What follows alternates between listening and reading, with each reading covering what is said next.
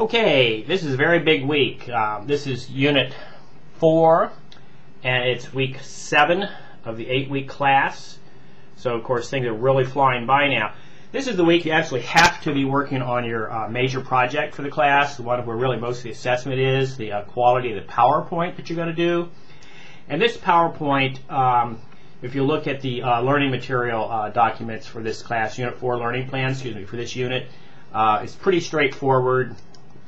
PowerPoint is listed down as item 5.7, and it says specifically begin work on a 12 to 15 slide PowerPoint presentation that, and this is critical, that analyzes the background of an author presented in this course, and that applies that analysis to his or her work.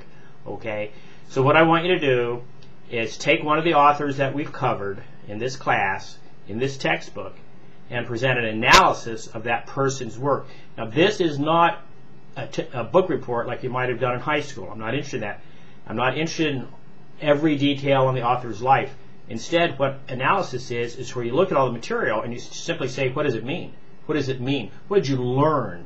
Okay. Obviously, you have to present a little bit of background. That could be one slide out of the 12 or 15, okay? You know, where he or she was born and that kind of stuff, you know, where they went to school, what some of their early career successes were. But basically, you are to look at their body of work and say, okay, this is what they write about, this is what they've contributed to the genre, this is what they've contributed to society, this is what they're saying in their work. All right, this is what's unusual about their work. This is what they're really good at. Okay, so instead you do the research and then you tell your audience what you've learned. You don't just regurgitate the Wikipedia type information. Okay, anybody, any of us could go to Wikipedia and learn all we wanted to about the author's life. That's not what this is about. This is about the author's contribution to the genre. All right, genre media, the type of writing that they do, and then to the larger society. Okay, what are they saying to the larger society? That's what literature does. Literature is speaking, okay, to an audience. It's trying to accomplish something, very often trying to teach something. Okay, so that said, I'm looking at 12 to 15 slides, and when I say 12 to 15, I don't mean 11 or 10. Always surprises me when I get a 10-point per hour PowerPoint presentation, and I've said 12 to 15. First slide, of course, should be your cover slide, and please have your name on it. You'd be surprised the number I get without names. All right, and then the second slide should be like a table of contents. Like an outline. It should be a table of contents, and it should kind of point the reader through what's going to be covered in the rest of the slide. Now, for each slide, I expect you to have a title on it, and your best slides always have one image on them. One image and just a minimal amount of text, just bulleted point text. PowerPoint's an outline tool, okay? And I'm not trying to teach you PowerPoint in this class. Hope you know it by now, but the way I'm going to assess you is on how well you use it. No special effects, please. None of those crappy templates. Keep your template very straightforward. If you want to design your own, keep it simple. That's great. All right. Make sure every slide has a heading on it. There's always a place for a title that kind of lets, it's like an outline, okay? So lets the reader know what this slide is going to be about, right? A couple of lines of bulleted text, then an image. Now, you can get these images all over the web, even though you're going to go do your research at GaleNet. And if you'll scroll down the Moodle towards the bottom, you'll see an item, a line item called Class Resources. And then you'll see a help file to walk you through finding and using GaleNet. And GaleNet is sort of the literature database for Trine University Library. Okay. I also, in the class resources, have some material on how to use PowerPoint. It's not magic, all right? So if you haven't done it before, you need to come up to speed. PowerPoint is something you're going to use always in college and business life, any kind of life, okay, that you're professional in, okay? Okay, so that's pretty much for the PowerPoint. You get your images, book covers from Amazon.com are wonderful, all right? Just go to Amazon.com and search the author and get their book covers. You just simply right-click on them. Please say you should have a little tagline, little tiny 9 or 10-point tagline under each photograph that says where it came from. Just the URL is sufficient. GaleNet won't have photos, but you can search the World Wide Web. You can use Google Web Images. You get a picture of the author. All kinds of stuff's available. All right. So that said, keep your PowerPoints simple. They should have enough detail, but not too much detail because they're an outline. All right. Make sure you meet the minimum requirement, 12 to 15 slides. Make sure your first slide is a cover slide with your name of the class, the date. It should have an image of some kind on it. All your slides should have like an image on the left or the right, one image, and then lines of bulleted text under that. Not too much text. PowerPoint is visually oriented, and it's an outline tool. It's not meant to say everything. I'll understand intuitively that there are other things you would say. You're just doing the outline. That's what this project's about.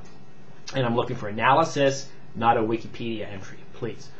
Okay, so this is Unit 4, Freedom and Responsibility. We only cover one author in this one. We're covering Tim O'Brien. A little bit of background here. Tim O'Brien is an actual combat soldier, actually served in combat in Vietnam. Horrific war. Okay, I don't want to go into the whole details. I send you to a link. If you look at the end of the learning unit material, the Unit 4 learning plan, you'll see a link to a PBS series about the Vietnam War. It was kind of odd. Not a lot of good literature came out of the Vietnam War right away. We're actually getting more literature out of Iraq and Iraq and Afghanistan now than we are immediately out of Vietnam.